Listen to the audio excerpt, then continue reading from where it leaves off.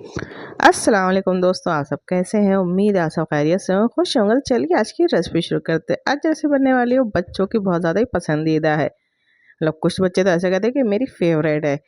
तो यहाँ पे तोड़ लेने हैं 2 अंडे उस रेसिपी को बनाने के लिए। तो जी हाँ, अब तो आप समझ ही गए होंगे कौन सी रेसिपी बनने वाली है। तो आज बनने वाले हैं डोनट। तो आप सभी व्यूअर्स का खैर मकदम है रकाबे फूड्स में।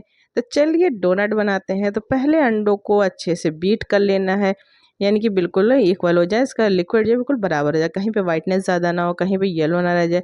इसको जब अच्छे से बीट कर लेंगे तो कुछ इस तरह से दिखाई देगा। फिर इसमें आपको डाल देना है शुगर पाउडर। तो मैंने यहाँ पे 1.5 चम्मच डाला था। आप अपने हिसाब से कम या ज़्यादा कर सकते हैं, लेकिन 1.5 चम्मच से कम बिल्कुल भी मत डालिएगा। फिर इसमें डाल देना है आपको आधा चम्मच नमक, या फिर अपने टेस्ट के अकॉर्डिंग।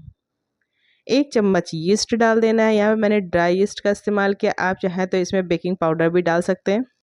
फिर इन सब चीज़ों को आपस में कर देना है मिक्स।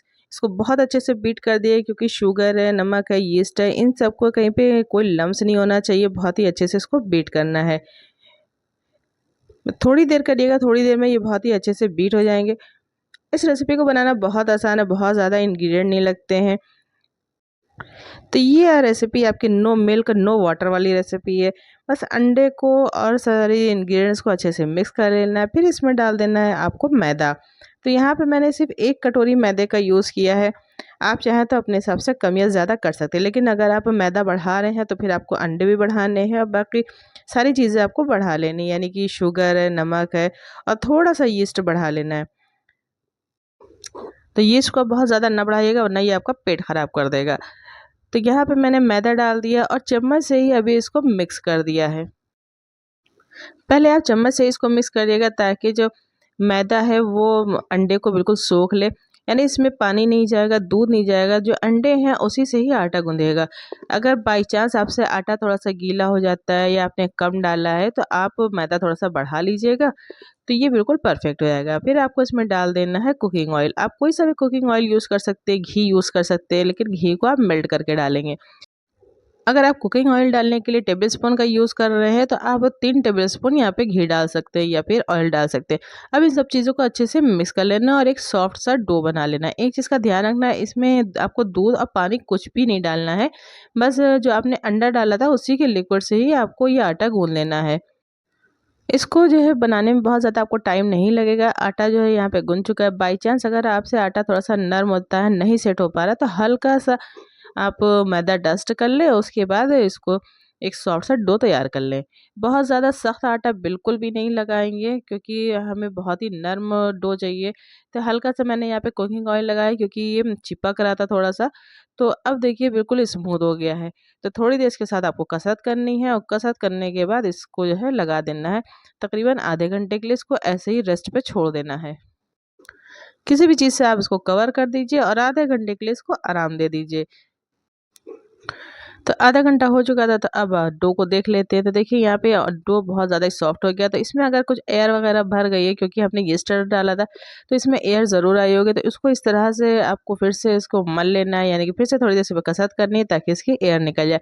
फिर इसकी छोटी-छोटी सी लोई काटनी है। तो लोई जब हम बहुत छोटी सी काटेंगे, अगर हाथ में चिपक रही है, तो हल्का सा कुकिंग ऑयल लगा लीजिए और उसकी आप लोई तैयार कर लीजिए।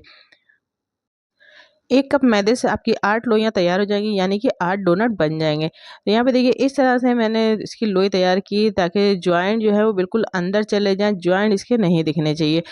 तो इस तरह से बिल्कुल आपको चिकनी एक लोई तैयार कर लेनी है। देखिए इस तरीके से आपको तैयार करनी है, और सारी लोइयाँ इसी तरीके से मैंने तैयार कर ली थी।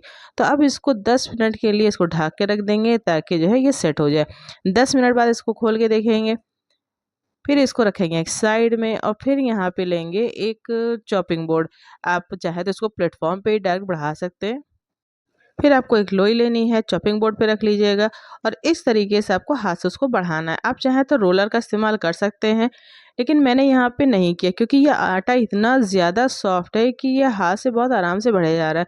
लेकिन एक चीज़ का आपको ध्यान रखना है कि चारों तरफ से इक्वल होना चाहिए, यानी कहीं पे मोटा कहीं पतला ना हो। तो फिर आपके पास अगर एक कटर है, तो उसको बीच में रखना है और एक होल कर लेना है, या फिर आप किसी भी बॉटल वगैरह का ढक्कन ले लें, उससे भी आप कर सकते हैं। लेकिन मैंने यहाँ पे इस तरह का कुछ भी यूज़ नहीं किया है, उंगली से ही किया है, बहुत ही आराम से हो गया था। कोई दिक्कत नहीं आई इसको करने में। तो देखिए बहुत ही आराम से ये हो गया। फिर एक प्लेट लेनी है, उस पर हल्का सा ऑयल आपको ग्रीस कर लेना है, इस तरह से ग्रीस कर लीजिए। और फिर जो आपने डोनट बनाया था उसको यहाँ पे आपको रख देना है। इससे क्या होगा, ये प्लेट में चिपकेगा नहीं। और जब आप फ्राई करने के लिए इसको उठाएंगे तो उठाने में कोई दिक्कत नहीं आई। तो यहाँ पे देखिए मेरे इतने डोनट तैयार हो चुके थे। अब इसको कपड़े से ढक देना है, 5 से 10 मिनट के लिए इसको रेस्ट देना है। फिर एक साइड पे हमको तेल रख लेना है गर्म होने के लिए। तो जब तक हमारे डोनट रेस्ट कर रहे हैं तब तक हमारा तेल भी गर्म हो जाएगा। तो तेल को बिल्कुल मीडियम हॉट गर्म करना है। जब मीडियम हॉट तेल गर्म हो जाएगा तो फ्लेम को आपको लो कर देना है। फिर इसमें एक एक करके आपको डोनट डाल देने हैं।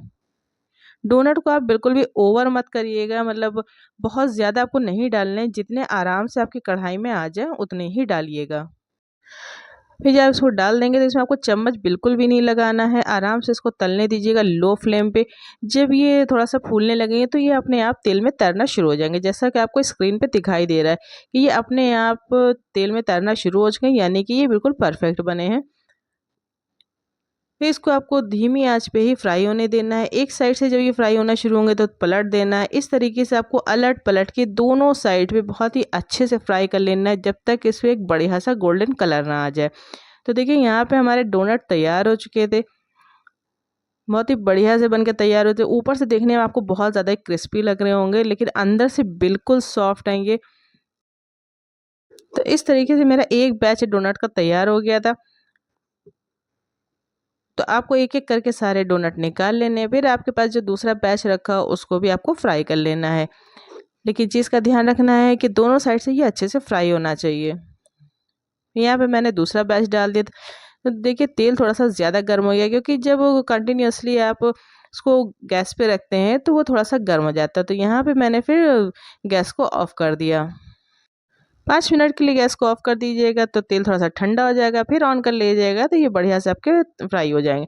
तो यहाँ पे देखिए सारे डोनट फ्राई हो चुके थे। अब यहाँ पे मैंने किसी भी चॉकलेट का यूज़ नहीं किया, कुछ नहीं किया, सिर्फ ऊपर से हनी डाला है और हनी से इसको ग्रीस कर दिया है।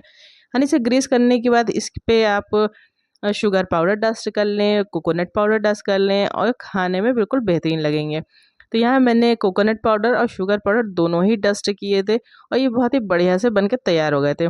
तो ये आसान सी रेसिपी आपको कैसी लगी, एक बार ज़रूर ट्राई करिएगा और अपना फीडबैक मुझे ज़रूर दीजिएगा। तो मिलते हैं नेक्स्ट वीडियो में एक ऐसे ही इजी टू कुक रेसिपी के साथ। तब तक के लिए अल्लाह हाफिज़। दुआ में ज़रूर याद रखिएगा, मेरे चैनल अकाई फूड्स को ज़रूर सब्सक्राइब करिएगा। अगर रेसिपी पसंद आई हो तो एक लाइक, एक कमेंट और एक शेयर ज़रूर करें। और चैनल को सब्सक्राइब करना बिल्कुल भी ना भूलें और बेल आइकन प्रेस करना तो कतई ना भूलें। फेसबुक पे हुसैन वारसी के नाम से पेज है, आप वहाँ पे जाके सारी रेसिपीज़ देख सकते हैं और पेज को फॉलो करना बिल्कुल भी ना भूलें, हमेशा याद रखें। तो मिलते हैं नेक्स्ट वीडियो में, तब तक के लिए अल्लाह हाफिज़।